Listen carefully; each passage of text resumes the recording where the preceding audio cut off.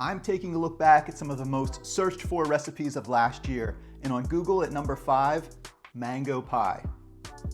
This isn't your mom's mango pie. It's not my mom's mango pie.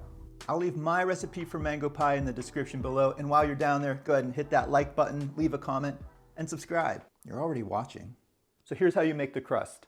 I want close to 2 cups of graham cracker crumbs. In my experience, that's about 10 to 12 sheets. I like a nice thick crust. One package was 9 sheets, 10, 11, 12.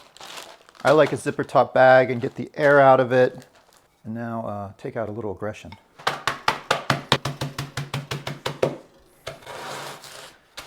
I like to give it a little bit of a roll as well. 1 cup, that's just about a scant 2 cups of crumbs. 1/4 cup of granulated sugar and 6 tablespoons of melted butter. Delicious. I first heard about mango pie on the podcast with Hrishi Hirway and Samin Nosrat called Home Cooking. It's a really sweet story on Hrishi's mom and how she made mango pie as part of their Thanksgiving. Hrishi recently shared the story on CBS Sunday Morning. I'll try and find it and put it in the description below. Just a little pinch of salt. Optional here, but this was Samin's ad and I really like it. It's ground cardamom. I've used it in my blueberry galette crust as well. Just about a 1/4 teaspoon. Gives it a little, I don't know, something floral. It's really nice. Okay, gonna pour this into our 9 by 13. Make sure you get it all in there. And then, pro tip, use your measuring cup to help sort of just press it down. We don't really need it to go up the sides. I actually want to see the different layers, the layer of mango. Yeah, that's looking gorgeous. So we're gonna chill it for 15 minutes in the freezer and then bake it off. Okay, so how do they gel the mango again? Both Hrishi's mom and Samin do it differently. Guess I'm gonna go my own way. I'm also already under the gun because I went into my local Indian grocer. I love them. I asked for Alfonso mangoes. He took me back, he grabbed a can, and then he grabbed this can and said he liked it better. I thought it was just a different brand, but it's actually a different type of mango, Khazar. So will it work? Here goes. 3/4 cup cold water, 1/4 cup of sugar. I'm leaning towards Samin's way. Give that a little whisk, although that's not gonna dissolve. 2 tablespoons and a 1/4 teaspoon of gelatin. Don't know if I should have whisked that. Maybe that was wrong. All right, leave that alone. The mango filling takes 4 ounces of cream cheese, which is half of this package. We need all 30 ounces of this mango pulp. It's a beautiful color. You smell good. I'm adapting this recipe from a 2 9-inch pie recipe to 1 9 by 13, sort of bigger pie. Or in my family, we would call this a salad. Crazy.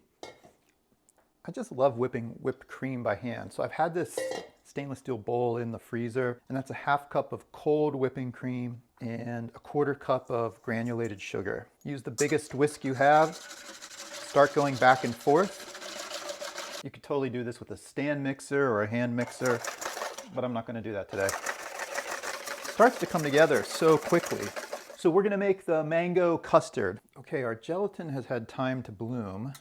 This is where I'm gonna go off track. I'm gonna heat this in the microwave in 15-second bursts until it's nice and warm and everything feels completely dissolved. Okay, so after a couple pulses, our water and gelatin mixture is nice and warm. Everything is clear and dissolved. I like that method, and I don't mind using the microwave.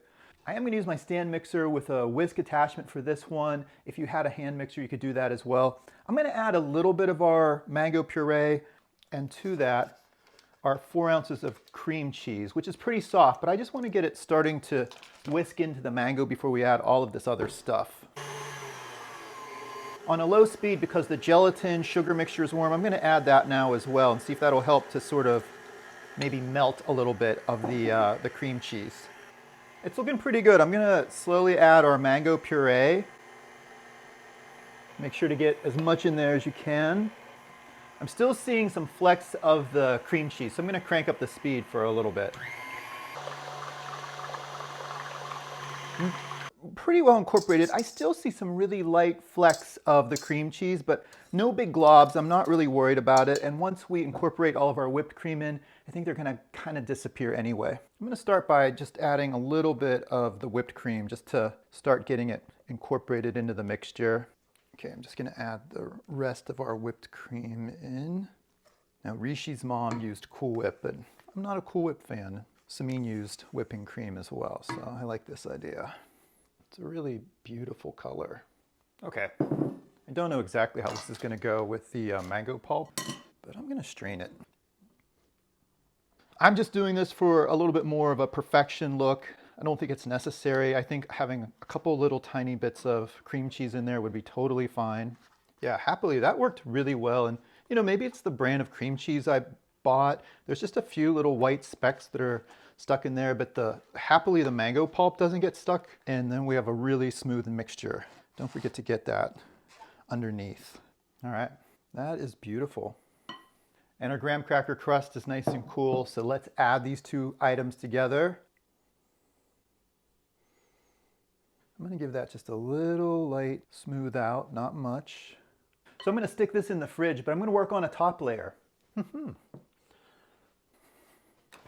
For the top layer, I'm making another batch of whipped cream with half a cup of heavy cream and a quarter cup of granulated sugar, whipped until soft peaks. So I've cleaned up our bowl, and this time I'm gonna use a paddle attachment with my stand mixer here, but you could still use a hand mixer for this. And to that, I'm gonna add our remaining 4 ounces of softened cream cheese. It's nice and soft right now, and a quarter cup of sugar.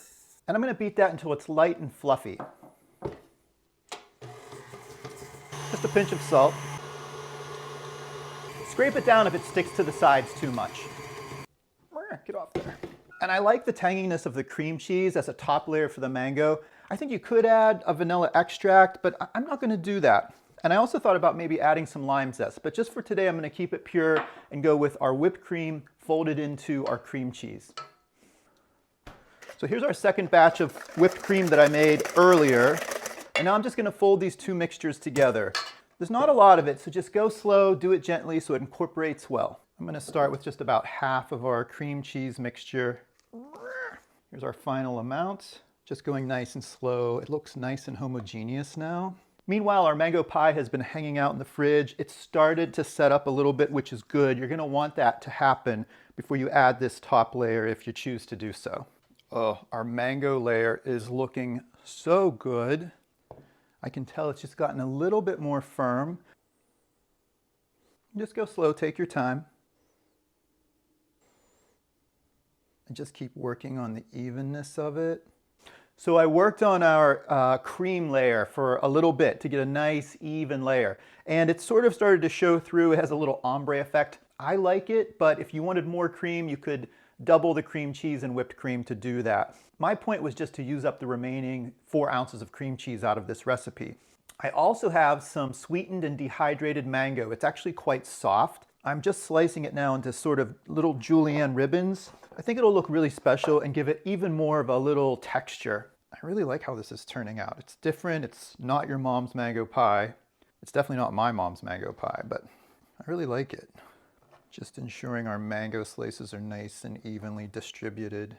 Well, so far I would say not bad for a first attempt with a little experimentation, but now we have to wait. We need to stick this in the fridge for at least 4 hours, but preferably overnight, and I cannot wait to cut in. Okay, our mango pie has had over 24 hours in the fridge. If somebody in Pittsburgh made this, they would probably name it Mango Delight Salad, and we'd serve it with a meal, not as a dessert. Oh, it really set up well. Oh my gosh, that is impressive. All right, mango pie. The nice graham cracker crumb. Yeah, I really like the addition of the dehydrated mango and letting it sit overnight and it sort of rehydrated. This is dangerously good.